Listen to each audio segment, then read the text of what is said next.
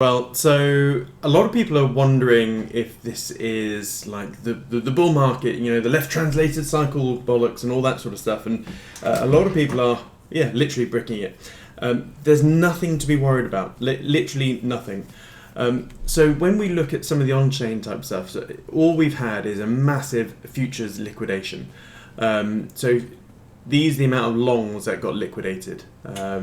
It's comparable to the end of the last bull market, but this is good. It means basically all the weak hands are being flushed out. Everyone that's left knows what they're doing, and when you look at the bigger or the broader macro sort of picture, we're going to have rates dropping. I know everyone's going, tariffs means higher inflation and therefore rates won't go down. We're going to have falling dollar for the rest of the year and falling rates, and this is there are many other videos on my YouTube which cover this, and so the global liquidity cycle is still pumping. Quantitative tightening is easing, and when we look at the purchasing managers index, this is starting to move back up. Everything is good. Nothing structurally has changed. So it just leads me to some of the things that I said in my previous post the other day, where basically we've got, so tomorrow I believe, we've got roughly 11.2 million SOL that's going to be unlocked, which is about $2 billion worth, probably a bit less now. And so Binance were just, their GTO move here was to dump before any potential panic. So I think a lot of the dumping has already been done. And when looking at some of these charts, so not the volume one, let's get rid of that one. We looked at that one. Let's look. I look at the hodl waves every now and then. So as you can see, when you look at each sort of sector of hodl waves, so like over the 10-year wallets, nothing's changed. Nothing's really changed with a lot of the bigger holders.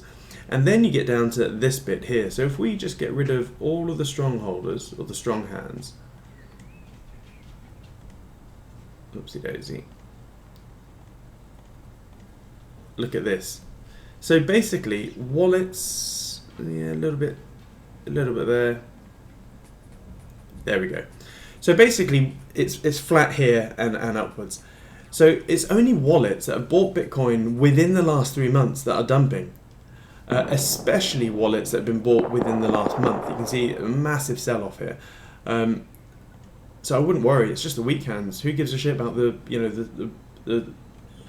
the weak hands, the Johnny-come-latelys that don't know what they're doing. They're just opening up an account on Coinbase or whatever.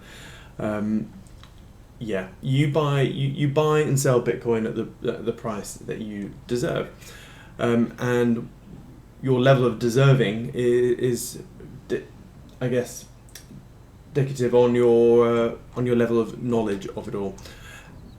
When we look at the total market, I can't talk today, bloody hell. Total market cap, nothing has really changed. You've got to look at this on the weekly chart, on the log chart, and all that's happening is a Kobo. We're just pulling back to previous resistance, which is now big support, which is roughly around the previous all-time high, and we're about to Kobo off of it. So it's going to kiss off and bugger off. Back up here, we've got a bit of we had a fake out here on the last falling compression, and looks like we're doing something similar. So I'm still very bullish, and nothing structurally has changed. So if you look at the Bitcoin hash rate, we're at near all-time highs. So unless something really structurally changes with Bitcoin, like there is nothing to be fearful about. Absolutely nothing. So, and then this leads us to the Bitcoin chart. Let's get out of there we go. Look at this. So if we look at this on the weekly, linear weekly chart, you can see certain, oh no, or is it the log chart? No, it was the linear. You can see some rough bands here, and we've basically pivoted off this one here. It's been a pretty strong pivot, and it's posting a bit of a low test. I know there's only 8 hours left for the end of the day, so a lot can happen, but I really don't see it punching much below this. and I know I get a lot of questions about Tau. Same thing. So technically, from the chart, 2 base levels of support have been breached here, which is pretty big. So this one has been breached, this one has been breached. We've had a few fake outs before, so I'm not too worried. Again, nothing structurally has changed. D-Tau is only 2 weeks old, so you've got to give that time. Subnet tokens will crash for the next 1 to 2 months. I mean, that's effectively coded in, so don't be touching the subnets. Just stake your Tau to the root network and experience the lovely 20 to 30% yield at the moment. Again, that yield will be dropping over time, but for the moment, as you can see here, we're averaging about 19. So this will slowly peter off over time, but may as well use it. So that's that. I really don't think you need to worry. I think we're going to have a nice strong pivot off of here. And what I've done is that it's bittersweet really. So over the last couple of days I made about $250,000 worth of profits from shorting everything. And I've just moved 80% of that, 70 to 80% of that into Tau. I've literally I bought more at about 310.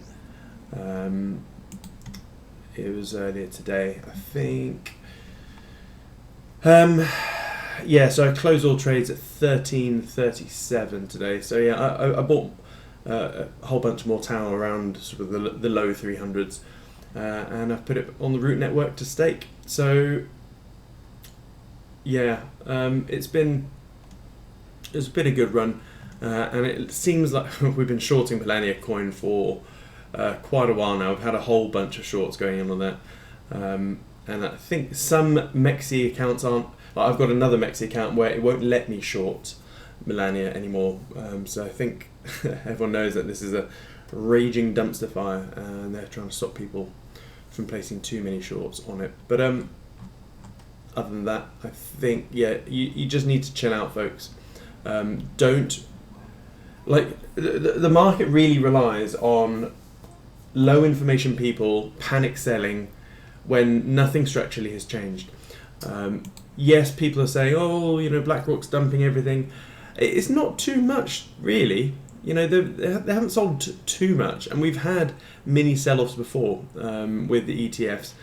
But unless this were to halve, I don't think that is going to be the case. So, sorry for the bit of a waffle update, but literally everyone needs to cool their heads. Now, when people are really fearful on the streets, that cheesy old Warren Buffett quote, be greedy when others are fearful. And there's metaphorical blood on the streets of crypto at the moment, so you need to dig in. And I think one of the comparisons I keep going back to is Ethereum. So when I got into Ethereum at $9, and then a bit more heavily at around sort of $40, $50.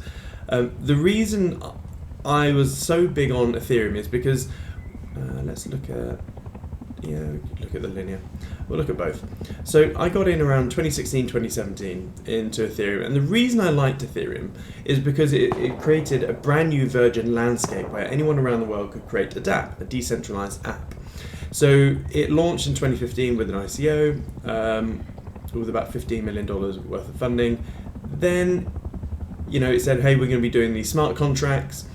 And it was great. It had a nice little run up, and then everyone got worried because, oh my lord, what's going on? For the best part of a year, Ethereum did absolutely bugger all. It then faded, it then crashed. And then it was really early 2017 where, the retail mob woke up and went, oh shit, dApps are the future, smart contracts are the thing. And then Ethereum went absolutely nuts. Again, mid pump in this, from March to about April, we had another bit of a fanning around where everyone sort of shat themselves, and then it ran up. This is the stagnation I was thinking about. It was the summer of June where everyone was thinking, oh, that's the end of of Ethereum, and then because for most of 2017 it basically did nothing. It just kept going down and down, and everyone really questioned are smart contracts really a thing? Who gives a shit about dApps? Web 2 is way better than all these dApps, and then all of a sudden it went from sort of $300 north of 1,000. And at every single stage here, people called me an idiot for going, oh, you're playing with some silly, ecosystem play coin. Especially in the summer of 2017, I got a lot of jip, and I said it would be going north of 1,000 once, and I was saying that sub $50. And so why am I talking about Ethereum? I'm getting exactly the same comments about Bittensor. I really am. Let's just look at this. So if we go to the weekly chart on ETH, and let's just look at a bars pattern. So if we take from the low to the top, that is the price action on the log chart. So let's just copy that, go over to Tau. I've already done it. Nice. I mentioned this the other day. So this blue stuff is the Ethereum log pattern or price action on the log chart during 2017. And the price action is pretty similar. As you can see here, we've got the first two initial clumps where people weren't sure what was going on. Then you had the first breakout where the early birds realised, oh, this is a big one. Then we had a bit of a pullback into the all-time high, pullback, all-time high, and then this general slump that Ethereum had here is what I think the general slump is that Tau is having now. And we're just waiting for this massive aubergine to play out. How high it will go, I don't know, but I still maintain it's going to be between 2 to 4% of total crypto market cap, and that's what I believe. Because if you look at the narrative of each cycle, the top 2 or 3 coins of the narrative of each cycle do get 2 to 4% of total crypto market cap, which is why I'm not worried about pretty much any chart really. The only chart I really care about is the total crypto market cap chart. And so at the end of the day, it's all about the percentage of whatever of this. So, I mean, even if Tau hits half, it's already been close to that, but even if we get a really shitty total crypto market cap of like $10 trillion, and Bittensor is only 1% of that, that's 100 billion. So 100 billion, that's 1 billion, $100 billion market cap, divided by circulating supply. Everything's being recycled now. So 1st of December should be 10.5 million, but it's likely going to be 10.3 million circulating supply. So we're still looking at 9, just under 10k Tau.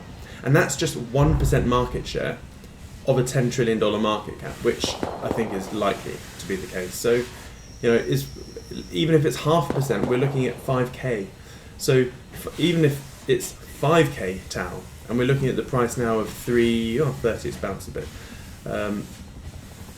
It's just a very easy, 10 to 20x in my opinion, which is why I'm very heavy in on it. So yeah, I think we're going to see a very similar price action to what Ethereum had, because what is Bittensor? Just like Ethereum was a brand virgin landscape / ecosystem for a new innovative marketplace, that's exactly what Bittensor is. It's a virgin landscape, a competitive, incentivized landscape for decentralized AI or intelligence, or it's an intelligence commodities marketplace effectively, especially with detail. So chill out, folks. Just gobble up more if you can.